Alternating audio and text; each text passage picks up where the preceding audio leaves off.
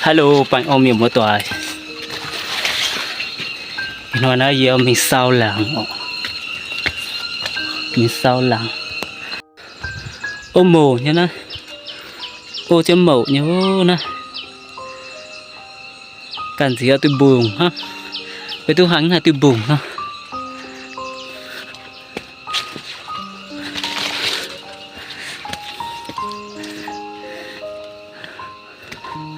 Nó comment chua fan chua mẹ piêu á, chua mẹ piêu á ổn á, chắn lão thiệt nhà comment luôn á.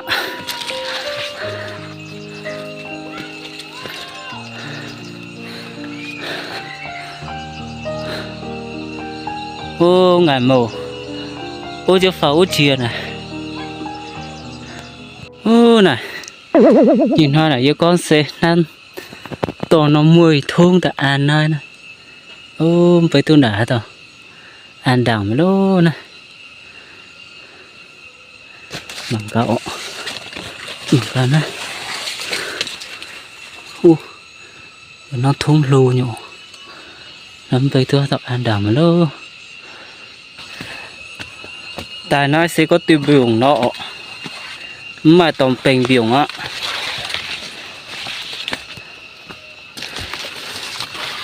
cầm mẹ lúa ý chẳng á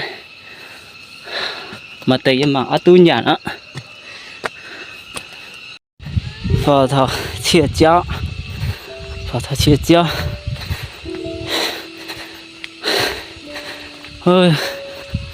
lò hải nó phò chia nó phò chia khâu nhỉ.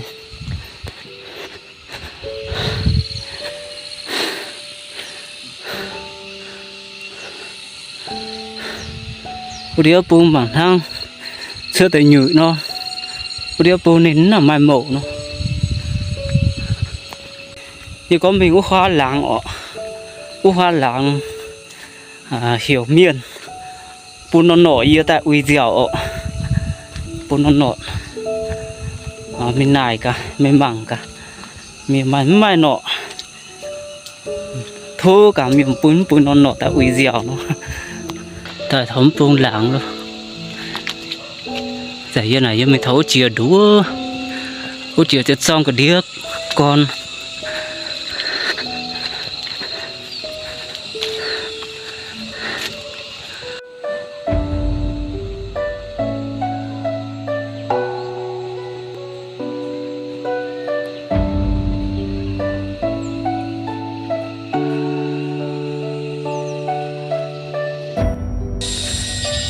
khi nó gì chia biến miền làng nhiều đĩa bông này giờ mình có cha đủ mảng tàu non tùng quần con mình mặc cái máy mài béo máy mài miền nhiều với tiêu béo tay thầu buồn con á. Ô này buồn giang như ổn này ô chia bông buồn tài này mà tiêu buồn tài luôn như này nhiều này như bây giờ cái nino này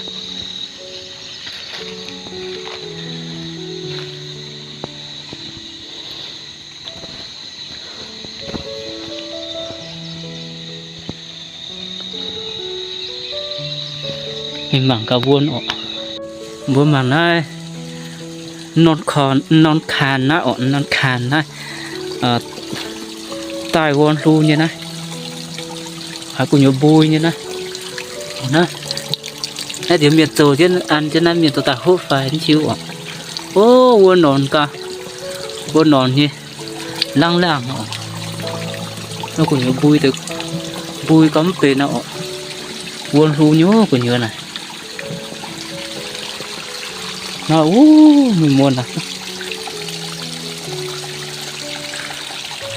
nên miền tây chứ hay ô nó cần bánh tráng của nhiều sữa ta nói buồn bánh tráng của nhiều sữa đâu nó nhỏ từ buồn này buồn sẽ cần bánh tráng của nhiều sữa sẽ có nhiều cái đĩa như sẽ buồn sẽ cần đau của nhiều sữa đó mà cái nón tiêu đông ổn này nó tiêu đông là ní tai đây tai lô như này tụi nó có điên tiêu đông là nên cái ốt cháo bông ta là ốt cháo này mình ốt chia bằng cả ốt cháo bông bằng cả nó miền tây nó rú lui nó hài nó bằng cả này ô nó uống bông cô tuấn tiêu nó uống chuồn này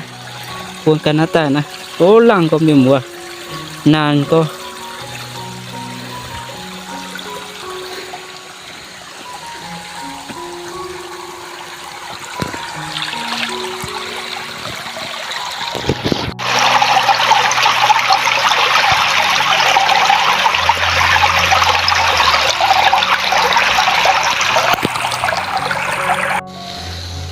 nhưng mà nào ở đâu có đĩa mà tiêu đùng ở nào ở đâu có đĩa tiêu của mình hình phải nó có ngải đi buôn tại đi tiêu chưa nào ở nè mà có lo nông nguồn con ở đi trước kia con nó chỉ con nó đi tạt của nó ô nó đi cái nó bánh tráng của nhiều trước thế này nó bánh tráng mình tại nguồn luôn nhỉ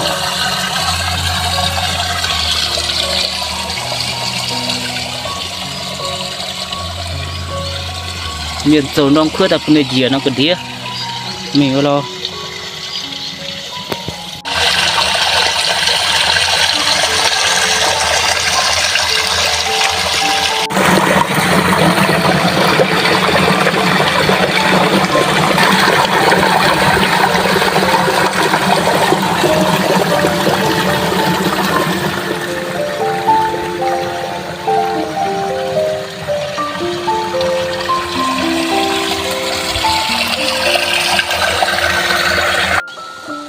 nó sẽ nên nó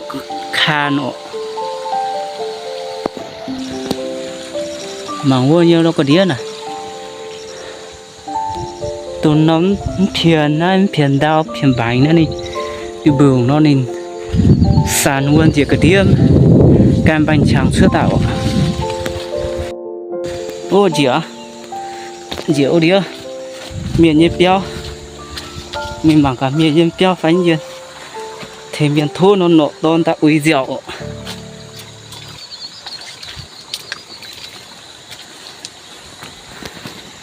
mà ta nấu đã nhưng mà nó còn nhiều mai béo nhỉ ở đâu này đâu mà to béo á tốt béo còn nhiều mấy đâu ông mà chăn to nhỉ béo mà nặng lu nó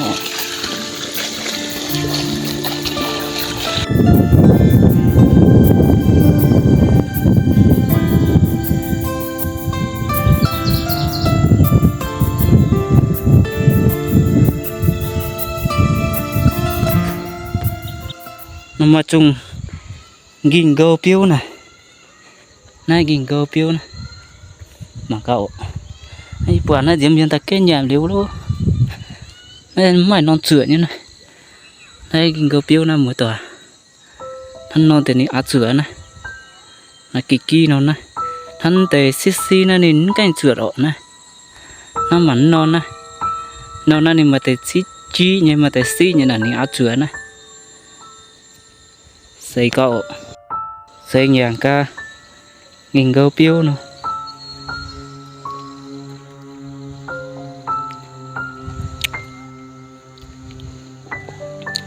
này mấy cái chữa nó mất nặng cái chữa nhà chết suy nó nặng can vậy tính cái chữa sẽ có can tạo thế có nên chữa tại nó nhà chết can như chẳng hi ta này có xe gì hai tiêu biểu nữa này mà này thì chút bẩn hoài nó chưa nhuyễn nè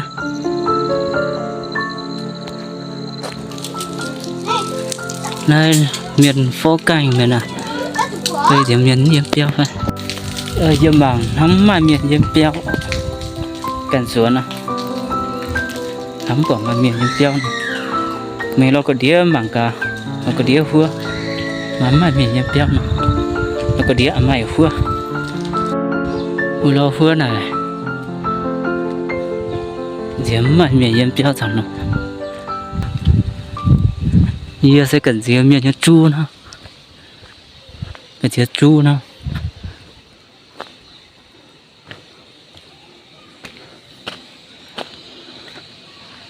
nói miệng quân cài mà lô mày miệng yếm béo mà cả miệng yếm béo